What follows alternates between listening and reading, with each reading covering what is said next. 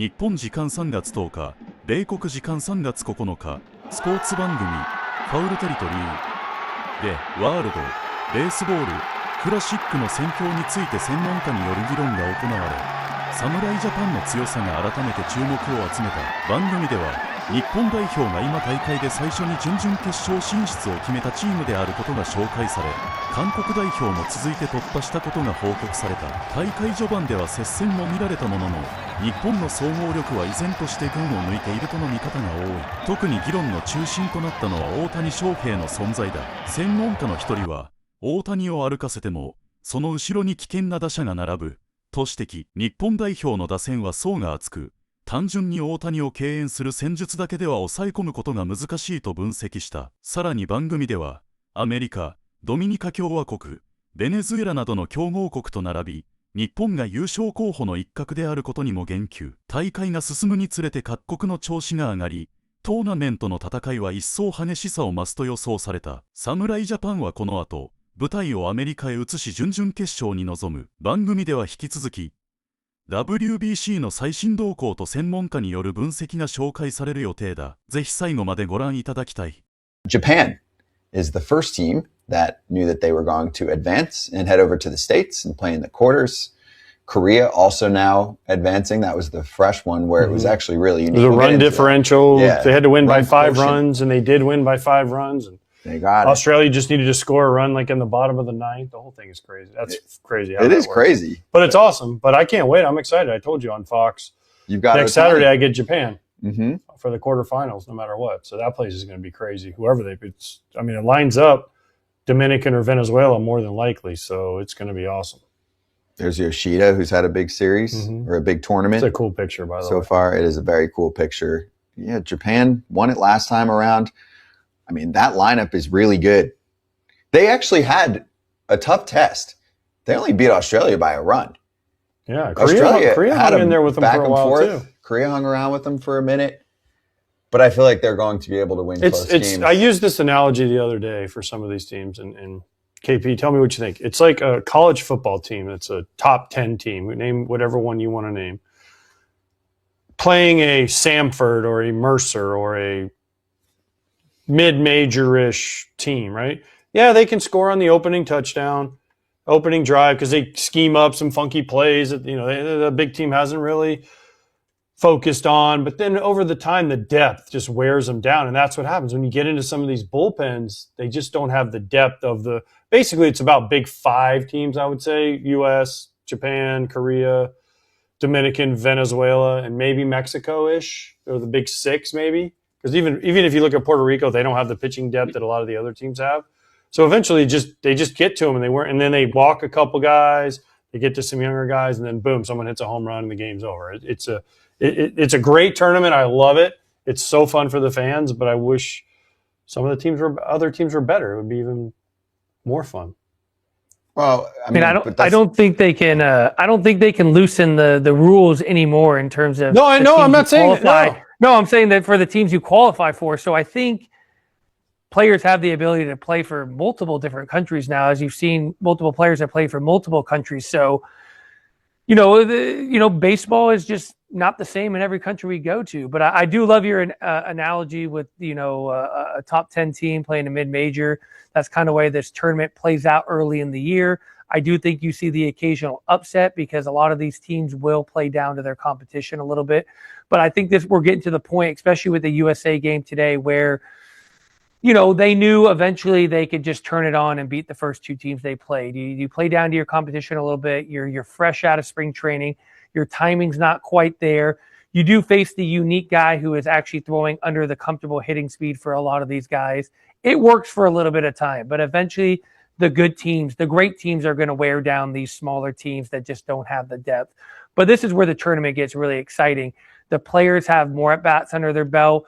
Pitchers have more innings logged. Everything starts to sharpen a little bit, and the competition turns up a little bit. And you start to see a team like USA play up to their competition with a team in Mexico today.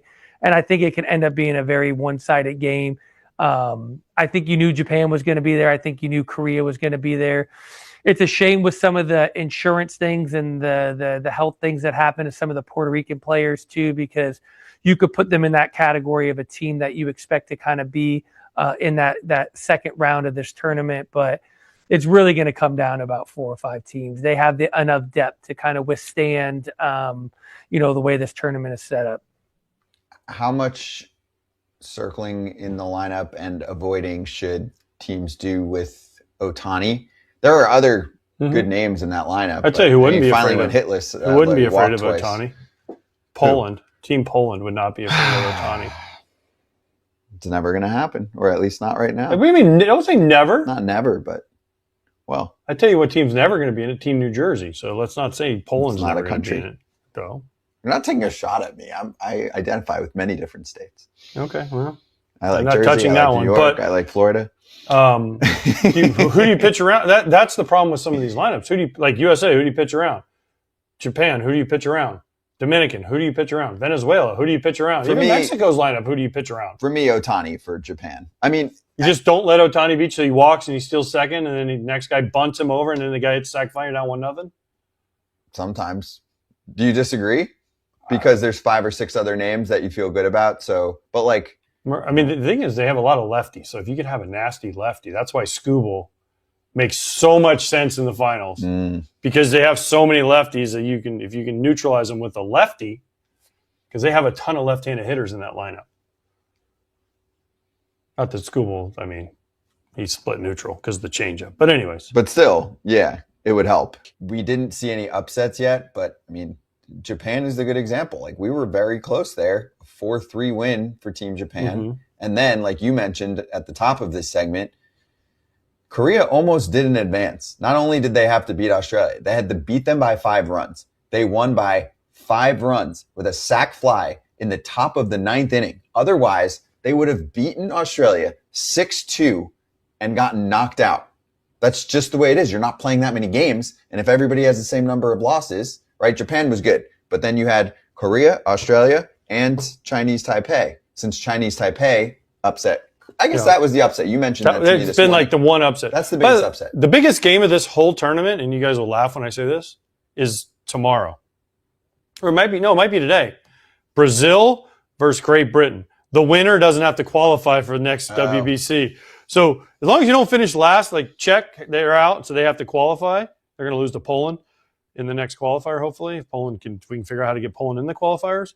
But Brazil, Britain, I think it's today at 1 o'clock on Fox 1.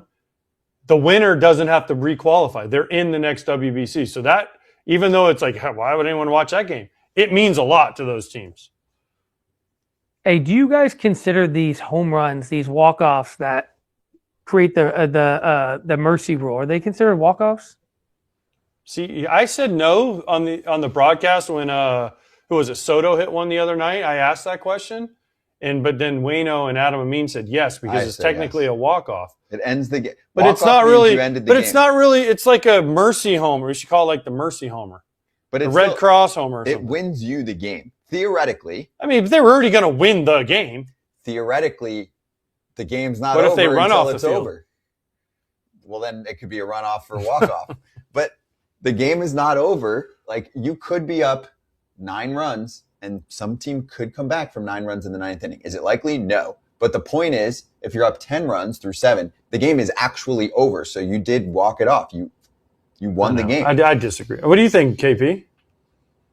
I don't know if I'd be celebrating like I hit a walk-off homer. I would probably feel good that the game's over and we knew we were going to win the game. But, when you're up 9 runs in the 5th or 6th inning, you're pretty certain your team's going to win.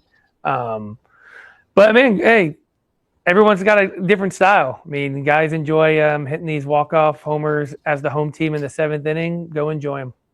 Yep. And by the way, here's a question for you guys. Should they implement the run rule in the regular season of Major League Baseball? 10 after 7. So you don't have to see a position player pitch. I don't think so. I don't know. I got to think more about it. Why? Okay. Do you think? I don't know. I'm just throwing it out there. You say yes? I say yes. I think. But then guys on the bench don't get at bats sometimes. I mean, I'm not worried about that. But does it happen enough that it matters? I guess it does. The thing is, you still see position players if it's a 7-run game, in the 9th. So what's the line? KP, thoughts? I think you should just be able to wave the white flag. I mean, if you're going to go down that route of, not using a guy to your bullpen, you're clearly sending a message to the other team that we don't believe we can win this game, and I'm going to save my pitchers for tomorrow. So let's allow everyone to get off the field and get home a little bit earlier. And I'm all for it because as an offensive player too, it's such a lose-lose situation when you go up to home plate and you have to face a position player. You get a hit, you're supposed to.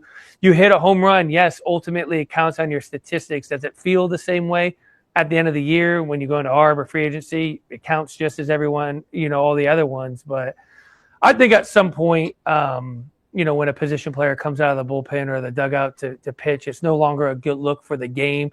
I don't think the people that come to a game and watch this really enjoy it.